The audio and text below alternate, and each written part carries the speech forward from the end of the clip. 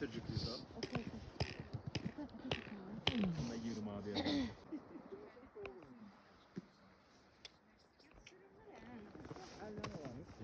Hadi şimdi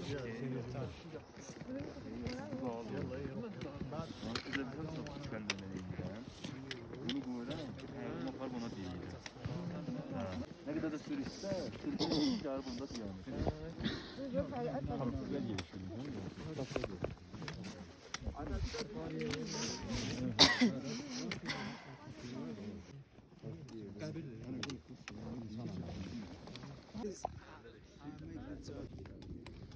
Dostlar, onsuz da bir yana dayanışırıq, maraqlı bir informasiya verim. Baxın, aşağıda qarğaları görə bilərsiniz, necə dövr edirlər. Yəqin ki, hər hansısa bir cəsəd tapıblar ya da sümüklər.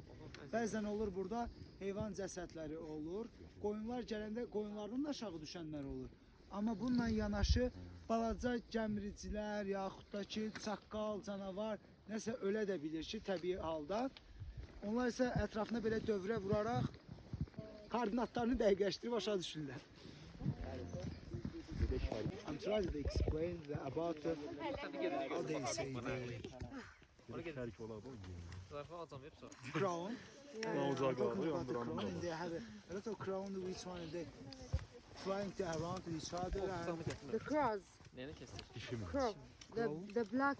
Şol çürçü bura baxın hamınız. Crow. Yeah. Salam söyləyə bilərsiniz. Geçti, geçti. Allah sen bir de gördün, can atırsan. Gözümü saklıyor.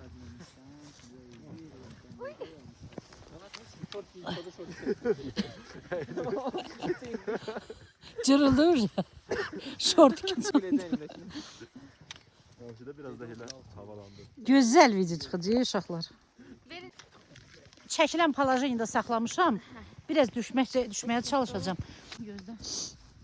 Deyəcəklər ki, keçi kimi södükə ayrı gedir yenə. Hava getdim.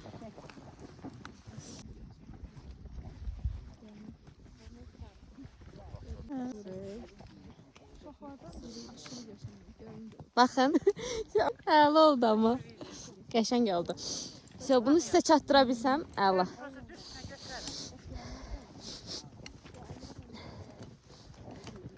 Gəlirəm, bir də gəlməyim. Sən yolundan dönmə. Məndən narahat ol. Çox sağ ol, minnətdarım.